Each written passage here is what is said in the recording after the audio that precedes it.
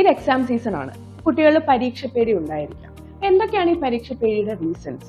പലപ്പോഴും ആവശ്യത്തിന് പ്രിപ്പറേഷൻ ഇല്ല എന്നുള്ളതൊരു കാരണമാണ്. പക്ഷേ ചില സൈക്കോളജിക്കൽ റീസൺസും ഇതിന് പിന്നിൽ ഉണ്ടാകാം. പലപ്പോഴും ടീച്ചേഴ്സിന്റെ അല്ലെങ്കിൽ പേരൻസിന്റെ അമിതമായ പ്രതീക്ഷ, അതിലേക്ക് എത്താൻ പറ്റിയില്ലെങ്കിലോ എന്നുള്ളൊരു ആങ്സൈറ്റി കുട്ടികൾക്ക് പെർഫോമൻസ് ആങ്സൈറ്റി വരുത്താം. പണ്ടുണ്ടായിട്ടുള്ള ഫെയിലിയേഴ്സിന്റെ ഒരു ട്രോമ അല്ലെങ്കിൽ ഫിയർ ഓഫ് ഫെയിലിയർ, എങ്ങാനും പരീക്ഷയ്ക്ക് തോറ്റുപോയാൽ ഉണ്ടാകുന്ന എംബാരസ്മെന്റ് തുടങ്ങിയ കാര്യങ്ങൾ അവരുടെ പെർഫോമൻസിനെ ബാധിക്കാം. പ്രോക്രാസ്റ്റിനേഷൻ, ഓവർ തിങ്കിങ്, ഒരു ടൈം ടേബിൾ ഇട്ട് സ്ട്രിക്റ്റ് ആയിട്ട് അത് ഫോളോ ചെയ്യാൻ പറ്റാത്ത അവസ്ഥ, ഇതൊക്കെ സംഭവിക്കാം. അതുപോലെ എന്തെങ്കിലും ഒരു ലേണിംഗ് ഡിസബിലിറ്റി ഓൾറെഡി ഉണ്ടെങ്കിൽ അല്ലെങ്കിൽ ADHD ഒക്കെ ഉണ്ടെങ്കിൽ ഈ ഫ്രണ്ട്സിനോടൊപ്പം പഠിച്ചെത്താൻ പറ്റുന്നില്ല, മൊത്തത്തിൽ തന്നെ പഠിക്കാനൊരു ബുദ്ധിമുട്ടൊക്കെയും കുട്ടികൾക്ക് തോന്നാം.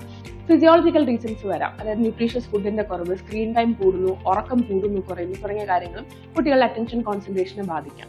ഇനി അഡോളസെൻസിലേക്ക് വരികയാണെങ്കിൽ പിയർ പ്രഷർ, ഫ്രണ്ട്സ് പഠിച്ചില്ലെങ്കിൽ തനിക്കും പഠിക്കേണ്ട എന്നുള്ളൊരു feeling, body image issues, relationship issues, ഇതെല്ലാം തന്നെ കുട്ടികളുടെ പഠിത്തത്തിനെ ബാധിക്കും. പക്ഷെ അവരൊരിക്കലും തനിക്ക് എക്സാം പേടിയാണ് എന്ന് പറയില്ല. ചില ബിഹേവിയറിലൂടെയാണ് നമ്മളിത് മനസ്സിലാക്കിയെടുക്കുന്നത്.